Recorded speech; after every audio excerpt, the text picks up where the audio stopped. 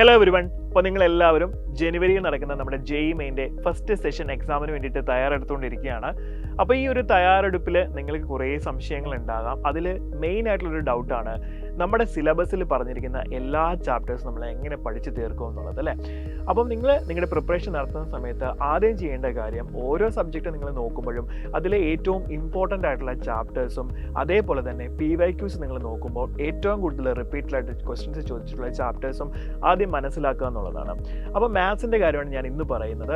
Mathematics നോക്കുകയാണെങ്കിൽ നമുക്ക് സിലബസിൽ ഒരുപാട് കാര്യങ്ങൾ പറയുന്നുണ്ട്, അതുപോലെ തന്നെ ഒരുപാട് ചാപ്റ്റേഴ്സ് നമുക്ക് പഠിക്കാനുണ്ട്. അപ്പോൾ ഇതിൽ ഏതൊക്കെ ചാപ്റ്റേഴ്സാണ് നമ്മൾ കൂടുതൽ ഫോക്കസ് ചെയ്യേണ്ടത്? അപ്പം ഇത് നമ്മൾ പറയുന്നത് പ്രീവിയസ് ഇയർ ക്വസ്റ്റ്യൻ പേപ്പേഴ്സ് നോക്കിയിട്ട് റിപ്പീറ്റഡ് ആയിട്ട് ക്വസ്റ്റ്യൻസ് ഒരുപാട് ചോദിച്ചിട്ടുള്ള കാര്യങ്ങളും അതേപോലെ തന്നെ ഏത് ചാപ്റ്ററാണ് നമ്മൾക്ക് കൂടുതലായിട്ട് പഠിക്കാൻ എളുപ്പമുള്ളത് എന്നുള്ളതും ഒന്ന് മനസ്സിലാക്കിയിട്ടാണ് നമ്മളിത് പറയുന്നത്. ഇപ്പോൾ ഫസ്റ്റ് നമ്മൾ നോക്കുന്നത് മെട്രിസസ് ആൻഡ് ഡിറ്റർമിനൻസ് എന്ന് പറയുന്ന ചാപ്റ്ററാണ്.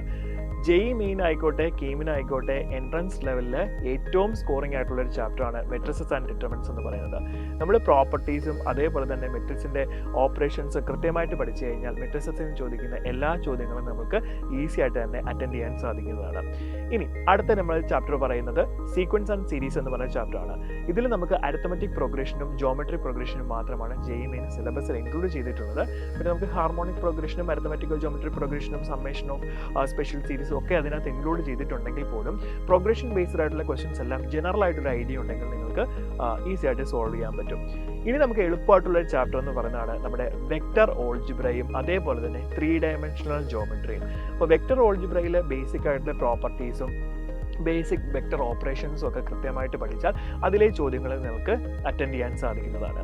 പിന്നെ 3 dimensional geometry direct formula apply ചെയ്ത് തന്നെ നമുക്ക് സൊല്യൂഷൻ ചെയ്യാൻ പറ്റും. ഡിസ്റ്റൻസ് ബിറ്റ്വീൻ പാരലൽ ലൈൻസ് ഇതൊക്കെ റിപ്പീറ്റഡ് ആയിട്ട് ഒരുപാട് തവണ ചോദിച്ചിട്ടുള്ള ചോദ്യം തന്നെയാണ്. പിന്നെ നമുക്ക് 3 ഡയമെൻഷൻ ജോമെട്രി പഠിക്കുമ്പോൾ കമ്പയർ ചെയ്ത് പഠിക്കാൻ പറ്റുന്ന ഒരു ചാപ്റ്ററാണ് നമ്മുടെ സ്ട്രെയിറ്റ് ലൈൻ എന്ന് പറയുന്നത്. അപ്പോൾ സ്ട്രെയിറ്റ് ലൈനിൽ നമുക്ക് ട്രയാങ്കിൾ ബേസ് ചെയ്ത ക്വസ്റ്റ്യൻസ് ഒക്കെ ചോദിക്കുന്നുണ്ട്. Orthocentre, incentre, circumcentre. അപ്പം ആ ചാപ്റ്ററും വളരെ ഇമ്പോർട്ടൻ്റ് ആണ്. പിന്നെ നമ്മൾ എളുപ്പമായിട്ട് നോക്കുകയാണെങ്കിൽ പ്രോബബിലിറ്റിയും നമുക്ക് ഏകദേശം പറയാൻ സാധിക്കും. അതേപോലെ തന്നെ സ്റ്റാറ്റിസ്റ്റിക്സും നമുക്ക് കൺസിഡർ ചെയ്യാൻ സാധിക്കുന്നതാണ്. അപ്പോൾ ഈ ചാപ്റ്റർ നിങ്ങൾ മസ്റ്റായിട്ടും പഠിക്കണം.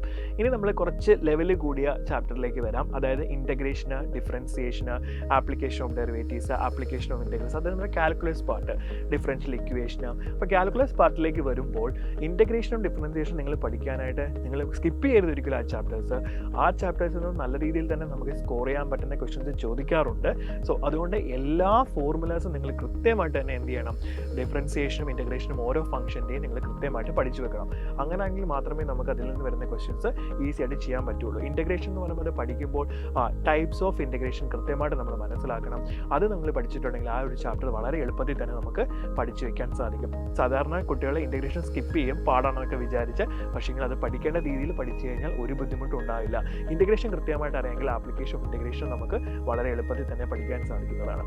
പിന്നെ നമ്മൾ നോക്കുകയാണെങ്കിൽ ക്വസ്റ്റ്യൻസ് കൂടുതൽ ചോദിക്കുന്ന ഒരു ചാപ്റ്ററാണ് ലിമിറ്റ്സ്, കണ്ടിന്യൂറ്റി ആൻഡ് ഡിഫറൻഷ്യബിലിറ്റി എന്ന് പറയുന്ന ചാപ്റ്റർ. അപ്പോൾ ലിമിറ്റ്സ് റിലേറ്റ് ചെയ്തിട്ടുള്ള ക്വസ്റ്റ്യൻസും JEE കൂടുതൽ ചോദിക്കുന്നുണ്ട്. അപ്പോൾ ആ ചാപ്റ്റർ നിങ്ങൾ കൃത്യമായിട്ട് എന്ത് ചെയ്യണം, പഠിക്കേണ്ടതാണ്. പിന്നെ നമ്മൾ നോക്കുകയാണെങ്കിൽ permutation, combination and binomial theorem.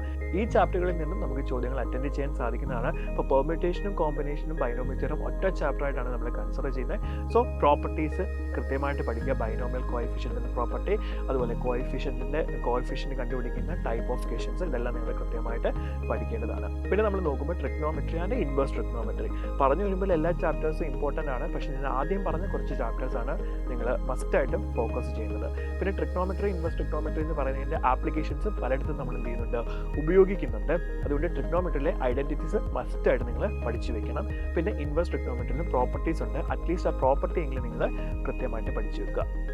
പിന്നെ നമുക്ക് സെറ്റ്സ്, റിലേഷൻ ആൻഡ് ഫംഗ്ഷൻ എന്ന് പറഞ്ഞ ചാപ്റ്റർ നോക്കുകയാണെങ്കിൽ നമുക്ക് റിലേഷൻസിനകത്ത് ടൈപ്സ് ഓഫ് റിലേഷൻസും അതുപോലെ തന്നെ ഫംഗ്ഷൻസിനകത്ത് ടൈപ്സ് ഓഫ് ഫംഗ്ഷൻസും ഇൻവേഴ്സ് ഓഫ് എ ഫംഗ്ഷനും വെച്ചിട്ട് എന്ത് ചെയ്യുന്നുണ്ട്, ക്വസ്റ്റ്യൻസ് ചോദിക്കുന്നുണ്ട്. അപ്പോൾ ഈ ഒരു ഏരിയയിൽ നിങ്ങൾ എന്ത് ചെയ്യണം, നല്ല രീതിയിൽ ഫോക്കസ് ചെയ്യണം. ചുരുക്കം പറഞ്ഞാൽ എല്ലാം പഠിക്കണം, പക്ഷേ എല്ലാ ചാപ്റ്റേഴ്സും നിങ്ങൾ നോക്കണം. അപ്പോൾ പ്രയോറിറ്റി ബേസിൽ എന്ത് ചെയ്യണം, ഈ പറഞ്ഞ chapters matrices, vector, determinants, then 3 dimensional geometry, probability, statistics, then നമ്മൾ നോക്കുകയാണെങ്കിൽ നമ്മുടെ കാൽക്കുലസിലേക്ക് വരുവാണെങ്കിൽ ഇൻ്റഗ്രേഷൻ, ഡിഫറൻസിയേഷൻ, അങ്ങനെ നിങ്ങൾ എന്ത് ചെയ്യണം, ആ പ്രയോറിറ്റി ബേസിൽ വേണം ചാപ്റ്റേഴ്സ് പഠിക്കാൻ വേണ്ടിയിട്ട്. പിന്നെ നിങ്ങളുടെ ഒരു ആസ് എ പേഴ്സൺ നിങ്ങൾക്ക് ഏത് ചാപ്റ്ററാണ് ഏറ്റവും എളുപ്പമുള്ളത് അത് നിങ്ങൾക്ക് മാത്രമേ അറിയത്തുള്ളൂ. അപ്പോൾ ആ ഒരു ഓർഡറും കൂടെ അതിന് കൺസിഡർ ചെയ്തിട്ട് നിങ്ങൾ പ്രാക്ടീസ് ചെയ്യുകയാണ് വേണ്ടത്. അപ്പം നമ്മളുടെ പ്രിപ്പറേഷനിൽ ഈ ഒരു രീതിയിൽ നിങ്ങൾ ഫോക്കസ് ചെയ്യുകയാണെങ്കിൽ നമുക്കധികം ബേർഡൻ ഇല്ലാതെ തന്നെ എന്ത് ചെയ്യാൻ പറ്റും, സിലബസ് കവർ ചെയ്യാനായിട്ട് സാധിക്കുന്നതാണ്.